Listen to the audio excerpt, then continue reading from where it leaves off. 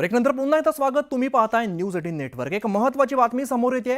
राहुल नार्वेकर यांच्या नावावरती शिक्कामोर्तब करण्यात आलेला आहे. विधानसभा अध्यक्ष म्हणून नार्वेकर पुन्हा अर्ज भरणार आहेत. उद्या नार्वेकर अर्ज दाखल करणार आहेत. विधानसभा अध्यक्ष म्हणून नार्वेकरांकडे सलग दुसऱ्यांदा जबाबदारी देण्यात येते अशी खात्रीलायक माहिती सूत्रांनी दिलेली आहे.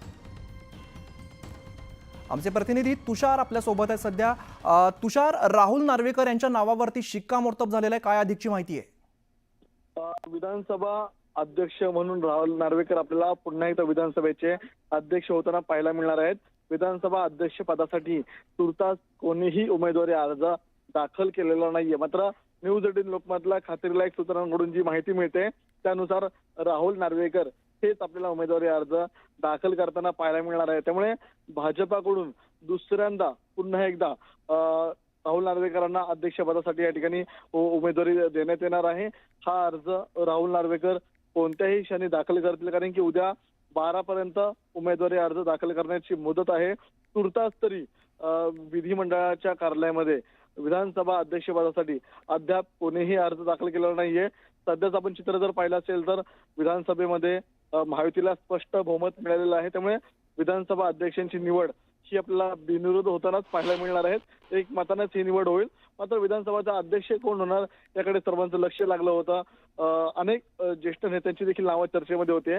मात्र अखेर विधानसभा अध्यक्षाची माळ ही राहुल नार्वेकर यांच्याच गळ्यात पडताना पाहायला मिळणार आहेत. त्यामुळे सोमवारी तांत्रिकदृष्ट्या ही अध्यक्षपदाची निवड प्रक्रिया पार पडेल.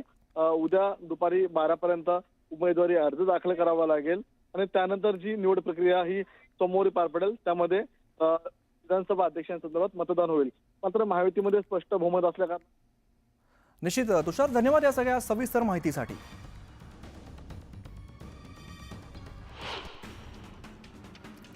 शपथ घेताच अजितदादांची 1 कोटींची प्रॉपर्टी मुक्त केलेली आहे. नवाब मलिकांची प्रॉपर्टी आता सोडवली जाईल असं म्हणत खासदार संजय राऊतांनी भाजपावरती निशाणा साधलेला आहे. भाजपामध्ये जा, आपली संपत्ती ताब्यात घ्या अशी भाजपाची ऑफर असल्याची टीका सुद्धा राऊतांनी केली आहे.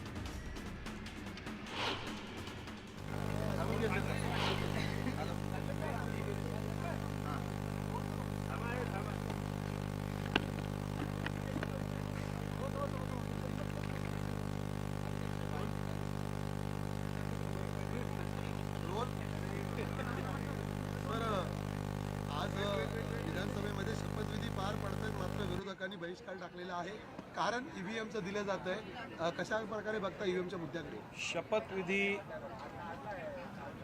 चालू असताना बहिष्कार टाकण्याचा हा प्रकार पहिल्यांदाच महाराष्ट्र विधानसभेच्या इतिहासात घडत आहे आणि हा दुर्दैवी आहे. कारण ज्या लोकांनी, जनतेने विश्वासाने आपल्याला विधानसभेत काम करण्यासाठी पाठवलेलं आहे त्या मॅन्डेटचा अवमान करत आपण अशा प्रकारचा बहिष्कार करत असाल तर संसदीय लोकशाहीला हे अशोभनीय असं कार्य आहे, मला असं वाटतं. आणि बहिष्कार टाकून आपण स्वतःच्याच निवडीसंदर्भात शंका उपस्थित करत आहात का, असा एक प्रकार किंवा अशी एक विचार हा लोकांसमोर येत आहे.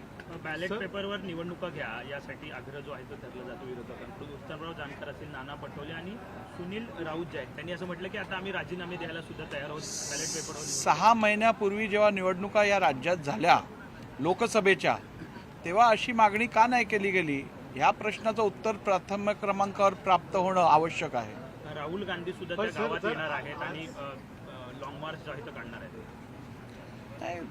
आपल्या संविधानात भारतीय नागरिक कुठेही फिरू शकतो, देशातल्या कुठच्याही कोपऱ्यात जाऊ शकतो.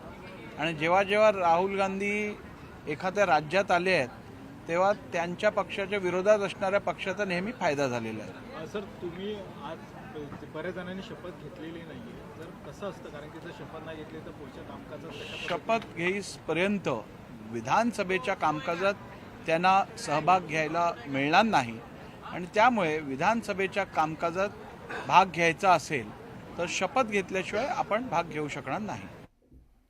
तर राहुल नार्वेकर बोलत होते. एक छोटासा ब्रेक घेतो आणि लगेचच परत येतोय.